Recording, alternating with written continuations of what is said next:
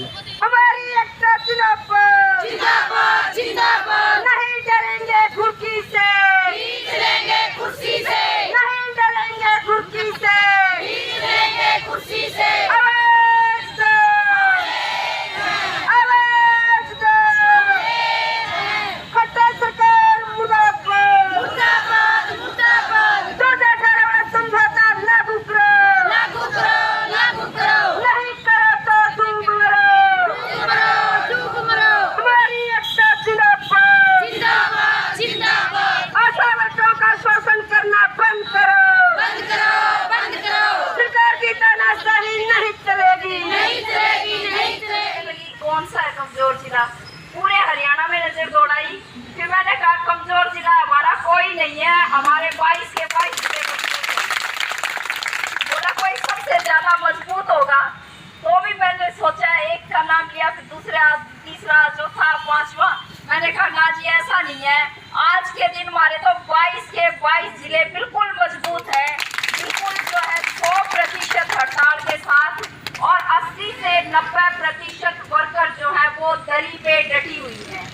अगली बात, अभी तक ना जींद से ना 22 जिलों में किसी और जिले से अभी तक ये फोन नहीं आ गया दीदी क्या होगा, कति टिक के बैठी है जम के, है ना, बिल्कुल शांत। और आप ही कहते थे जब हमने बहुत बार प्रदर्शनों की कॉल दी एक एक दिन की, तो खुश नहीं होती थी आशा। हमारे पास शिकायत आते, सैकड़ों फोन आते थे, बोले दीदी क्या कर रहे हो, हर बार एक दिन का प्रदर्शन कर देते हो, हम को नहीं, हम नहीं आते एक दिन के प्रदर्शन में, हड़ताल करो, हड़ताल करो। बड़े दिन हो गए थे ये कहते, और फिर ऊपर से यूं भी क्या करते, बोले 2-3 महीने इकट्ठे ही बिठा दो। हमने तो आज से 2-3 महीने एक बार बैठ जाओ, उछड़ का नाम नहीं लेना। फिर तो हमने तो आपके मन की कर दी। अब पाले में जो गेंद है वो है सरकार के पाले में। सरकार क्या करेगी? सरकार का चरित्र हमें पता है कि वो कैसी सरकार है। हमें 17 दिन हो गए धरने पे बैठे हुए, 17 दिन में बहुत सारे वक्ता आपके बीच में बोल के गए होंगे कि आज हमारे देश के हालात क्या हैं, हमारे सामने चुनौतियां आज के दिन क्या हैं, तो आप बहुत अच्छे से समझे हुए उस बात को, इसलिए मैं दोहराऊंगी नहीं बहुत सारी बातें। हमें ये भी पता चल गया कि देश हमारा जो आज बिल्कुल बर्बादी की कगार पे खड़ा है, और सब कुछ जो कुछ सरकारी था हमारी नजर में सब कुछ दिख गया है। आंदोलन करने वाले लोगों के साथ सरकार का क्या व्यवहार है ये भी हम अच्छे से जान रहे हैं, जानते हैं। हमारा धरना लगा हुआ यहाँ पे, यहाँ आसपास में आपके क्लर्कों का धरना भी लगा हुआ था थोड़े दिन पहले, है ना, और उनका अपना संगठन बढ़िया मजबूत संगठन था। उस मजबूत संगठन को तोड़ फोड़ करके उसमें ये फिर आके बैठे थे क्लर्क, बीएमएस का भारतीय मजदूर संघ का बैनर लगा के, जो कि बीजेपी का ही एक संगठन है, उन्हीं का संगठन, उन्हीं का बैनर, और उनके मुर्दाबाद के नारे भी नहीं लगा रहे थे। बोले हम सरकार के मुर्दाबाद के नारे नहीं लगाएंगे वरना तुम्हारी बात बिगड़ जाएगी। 42 दिन तक बैठे रहे, उनकी तनख्वाहें भी काटी सरकार ने, मैसेज दे दिया नो वर्क नो पे, और वो 42 दिन के बाद खाली हाथ घर चले गए, कुछ नहीं मिला उन्हें। ये हमने उससे पहले आंगनबाड़ी का आंदोलन भी देखा कि उसके साथ सरकार ने क्या किया। ये सारी चीजें हमारे पास पहले से हमारी जानकारी में थी, और दूसरे आंदोलनों के साथ भी सरकार क्या कर रही वो भी हमारे सामने था। लेकिन बात ये है कि लड़े बगैर तो कुछ गुजारा ही नहीं है ना। हम ये सोचें कि भाई सबके साथ सरकार गलत व्यवहार कर रही है तो क्या हम लड़ना छोड़ दें? लड़ना तो नहीं छोड़ेंगे। हमें समझ में आ गया, इसका मतलब ये है कि दूसरों ने जितनी ताकत लगाई लड़ने में, हमें उससे थोड़ी ज्यादा ताकत लगानी पड़ेगी लड़ने के लिए, ताकि हम कामयाब हो सकें। हम कामयाब तो पक्का होंगे क्योंकि हम थोड़े स्पेशल भी हैं। सरकार की आंख की खास खिड़की बने हुए इस समय पे, और वो इसलिए कि बाकी सब संगठनों में सेंध लगा जाती है सरकार। लेकिन आशाओं में भी कोशिश बतेरी की, बहुत समझाया, एक एक वर्कर को भी समझाने की कोशिश की सारे अधिकारियों ने, लेकिन वर्कर को यह बात समझ में आ गई कि भाई नेताओं का कुछ नहीं है, नेता तो इधर उधर आते जाते रहते हैं। जो असली बात है वो असली बात है वर्कर की एकता, और यह हमने एक रहना चाहिए। जब तक हम इकट्ठे हैं हमारा भला है, जब हम अलग अलग होंगे, हमने किसी नेता का, यहाँ तक कि कुछ नहीं बिगड़ेगा, ना मेरा कुछ बिगड़ना, ना अपनी महासचिव सुनीता उसका कुछ बिगड़ना, हमारा कोई नुकसान नहीं होने वाला। यदि आप जब आपस में बांटोगे तो वर्कर का नुकसान होने वाला है।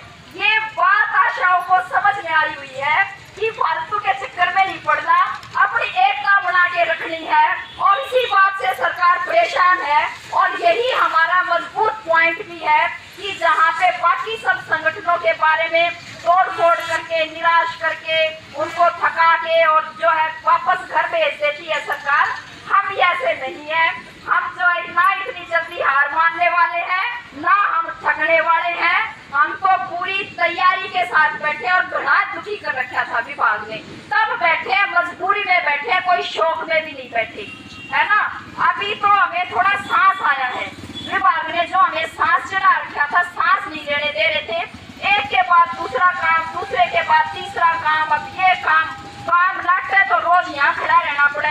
आज पुराने काम की चिट्ठी दे के आओ, या बेकार अब नहीं करेंगे, फिर अगले काम की चिट्ठी दे के आओ, हम ये बेकार नहीं करेंगे, वो फिर वो काम हमें थोप दे, फिर हमें जो चिट्ठी जारी कर दे, फिर हम उसका स्पष्टीकरण देने के लिए अगर रोज सीएमओ का खड़े रहा करते, रोज स्पष्टीकरण दो, रोज नए नई चिट्ठी दो, कभी परेशान होते तो रोज फील्ड में रहो, और ऊपर से शांति होनी चाहिए। एक नया पैसा नहीं देने के लिए सरकार के पास, एक नया पैसा। काम हमसे वो जो लेना चाहते हैं वो एक डाटा एंट्री ऑपरेटर का काम है, इतना काम है। एनसीडी का काम मिला लो, यहाँ तक भी वो नहीं रुकेंगे, क्योंकि बार बार मीटिंगों में बात आती है, वो कहते हैं कि आपकी जो एएनसी है वो भी ऑनलाइन होगी, आपकी पीएचसी भी ऑनलाइन होगी, आपके टीके भी ऑनलाइन होंगे। आप एनसीडी का तो ऑनलाइन का आया ही हुआ है, उसके अतिरिक्त और कितने सारे आपके सर्वे जो आप कर रहे थे, वो सारे सर्वे, आपकी ड्यू लिस्ट, सब कुछ ऑनलाइन करेंगे।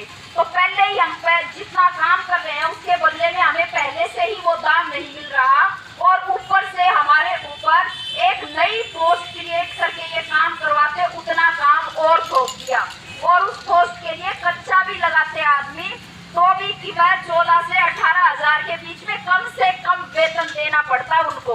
तो वो उतना काम भी हमसे करवाना चाहते हैं, जो काम हमारे पास पहले से है वो भी हमसे करवाना चाहते हैं, और दाब धोस भी दिखाना चाहते हैं, और ऊपर से यह भी डर दिखाना चाह रहे हैं कि वो 4,500 क्या नाम के ले रहे हो, 4,500 काटेंगे, यूं नहीं करा तो 4,000 काट देंगे, ये नहीं करा तो 4,000 काट देंगे, धरना करा तो 4,000 काट देंगे, हड़ताल करी तो 4,000 काट देंगे। जो है ये आंखी की बड़े हुए ये 4,000 रुपए, जबकि काम हमारे पास 2018 में हम जितना काम कर रहे थे, जब जिस काम पे हमें ये वेतन मिला था, उस काम से जब आज हम अपने काम की तुलना करते हैं, काम हमारा 3 गुना बढ़ गया, 3 गुना कम से कम बता रही हूँ मैं। ऊपर से झूठ बोलती है फिर सरकार, क्या बोलती है, आपको ही बोलते हैं वो तो। एक तो चिट्ठियां आती हैं, इतने सारे मैसेज आते हैं, आप सीधे डायरेक्ट फोन में आते हैं आपके आजकल, ऊपर से आते हैं चंडीगढ़ से बना के भेजते हैं, झूठ बोलने में भी उनको कोई शर्म नहीं आती। एक चिट्ठी, एक तो मैसेज आया था कि आपके टीकाकरण के कितने पैसे देते हैं हर महीने, 1375 है कि 1900, कदे 1900। एक मैसेज तो आ रहा था 1900 का, 1300 का भी आ रहा होगा। हर महीने हर एक आशा केवल टीकाकरण के 1900 रुपए देती है, ऐसा मैसेज चंडीगढ़ से आया हुआ है। अखबार में खबर लगवा रखी है कि हम हर एक आशा को 19,600 रुपए वेतन देते हैं। आज तक जो है उसका खंडन नहीं छापा सरकार ने, ये नहीं कहा आज तक कि ये हमसे गलत खबर छप गई। हाँ, ये वेतन हम आशा को नहीं देते हैं, किधर कोई टाइपिंग मिस्टेक हो गई हो, कुछ गलती हो गई हो, दोबारा कोई खबर सरकार ने कोई खबर नहीं दी है।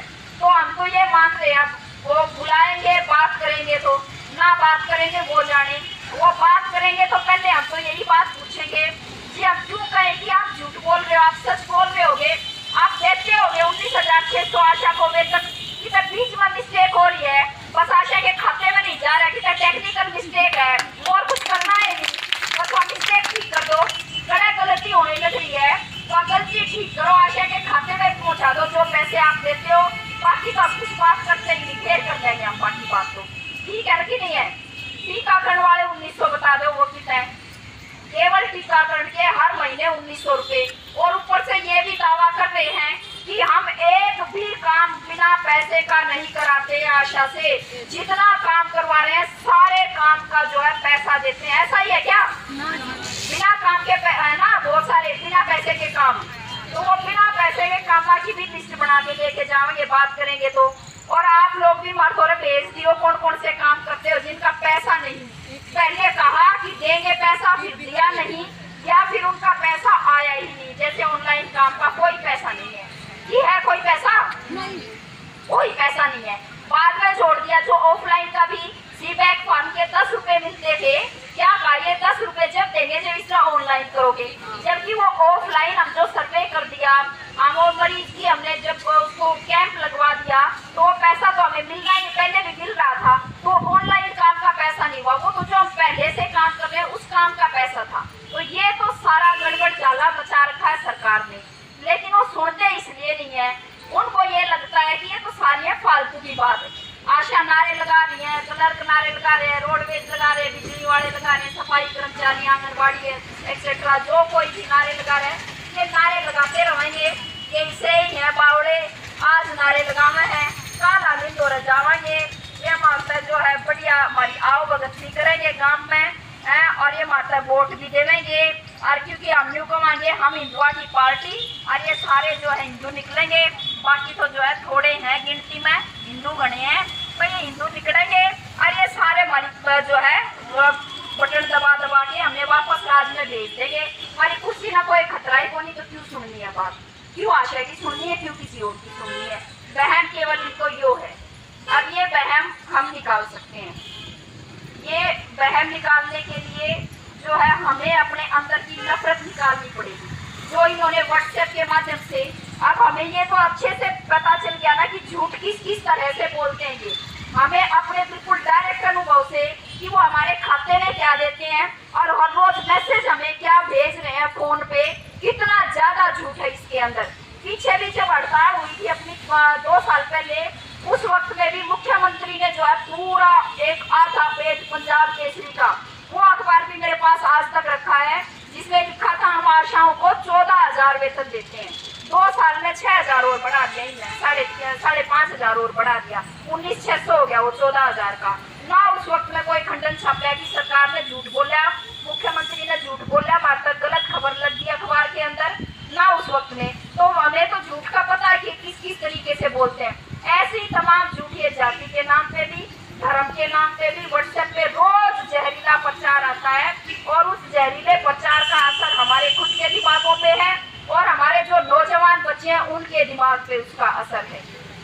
और उसी असर का वही वजह है, आप देखो मणिपुर किस तरीके से जड़ रहा है, 2 समुदाय आपस में कट के मर रहे हैं, और वहाँ पे महिलाओं के साथ क्या हो रहा है, दोनों समुदाय की महिलाओं के साथ, एक तरफ नहीं वो उनकी बलात्कार हो रहे हैं, गैंग रेप हो रहे हैं, मार पिटाई हो रही है, हत्याएं हो रही हैं। इतना बर्बर जो है वो माहौल इस वक्त में बना हुआ है। और फिर हम मणिपुर क्यों जाएं, हम अपने हरियाणा में वापस आ जाएं। थोड़े से दिन पहले हरियाणा में क्या चल रहा था और अब बंद थोड़े हो गया। नूह के अंदर क्या हुआ, दंगा हुआ नूह के अंदर, 6 आदमी मरे, दोनों तरफ से मरे, लेकिन जिनके घर से आदमी चला गया उनका तो गया आदमी। अमित शाह के घर से तो नहीं गया कोई, स्मृति ईरानी के घर से तो नहीं गया, क्यों अनुराग ठाकुर, प्रवेश वर्मा, ये जो जहरीले बयान देते हैं इनके घर से गए हैं। वहाँ पे जो मारकाट करने आए थे क्या इनके घर के बच्चे थे वो? ये अमित शाह का बेटा तो बीसीसीआई का अध्यक्ष बना बैठा है, और ये जिससे तो कई कंपनी चलाता है, और ये फालतू का इतना प्रोपेगेंडा करते हैं। अभी थोड़े दिन पहले सोशल मीडिया पे ही इतना बवाल मचा पड़ा था। एक तरफ गौ रक्षा करते हैं और कहते हैं हम गौ रक्षा करेंगे फलाना झगड़ा, असल में तो वो गौ रक्षा नहीं है, वो आतंक फैलाना है, गुंडागर्दी फैलाना है, वो काम कर रहे हैं। और स्मृति ईरानी की बेटी गोवा के अंदर रेस्टोरेंट चलाती है, उसका मेनू जाके पढ़ो, उसमें देखो कहेंगे हम यहाँ पे इतने तरह का बीफ मिलता है, उसके वहाँ पे इतना कंट्रोवर्सी हो रही थी। वो बाकी किसी के घर के अंदर घुस के उनके फ्रिज चेक करते हैं कि आपके घर में जो है क्या रखा हुआ है। तो ये जो माहौल चल रहा है देश के अंदर कि इनके बच्चे कुछ करें, वे नेता ही बनेंगे, नेताओं के बच्चे हमारे बच्चों के हाथ में वो हथियार देंगे, हमारे बच्चों को वो चाकू तलवार देंगे, बंदूक पिस्तौल देंगे और कहेंगे कि एक दूसरे को मारो। और अब आधे बच जाएंगे और आधे अपराधी हो जाएंगे, वो जेल में जाएंगे, ये चाहते हैं ये। और फिर ऐसा माहौल बना के हमारा राज रह जाएगा कायम। और इसी बात पे इनको गर्व है और कोई दूसरी तीसरी कुछ भी बात नहीं है।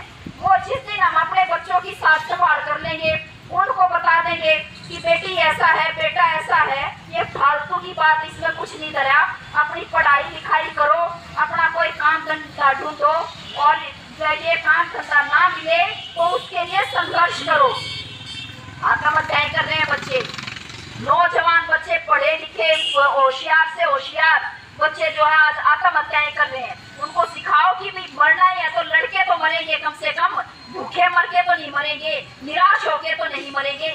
जिस दिन हम अपने बच्चों को ये समझा देंगे और हम अपने अनुभव से ये सीख लेंगे कि ये जो जहरीला प्रचार झूठ भेजते हैं, चाहे वो फेसबुक पे भेजते हैं, चाहे व्हाट्सएप पे भेजते हैं, ये वैसा ही झूठ है जैसा ये हमारे बारे में मैसेज ये भेज रहे हैं। इस मैसेज को हमें आगे नहीं भेजना, जहां से आया उसको दो बात उल्टी सुनानी है कि तुमने शर्म नहीं आती, तुम समाज के अंदर जो इतना बंटवारा पैदा कर रहे हो। जिस दिन हम ये काम करना शुरू कर देंगे, आप ये मान लो उस दिन से अगली बात शुरू हो जाएगी। फिर वो बात भी करेंगे, वे हमसे ये भी पूछेंगे क्या मुद्दे हैं आपके, इसका समाधान कैसे होगा, ये तमाम चीजें पूछेंगे। अन्यथा हम गहरे संकट में हैं। और एक अंतिम बात और ये कि भाई ठीक है, हमें इस वक्त में जितना ज्यादा हमसे काम किया जा रहा है उसके बदले में ये जो हमारा वेतन है ये कुछ भी नहीं है। और ये केवल हरियाणा की आशाओं को ये दुख दर्द नहीं है, ये पूरे देश की आशाओं को ये दुख दर्द है। अभी 28 तारीख से दिल्ली की भी आशा वर्कर हड़ताल पे जा रही हैं। हमने थोड़े अभी मध्य प्रदेश की हड़ताल अभी खत्म हुई है, बिहार के अंदर हड़ताल चली, वो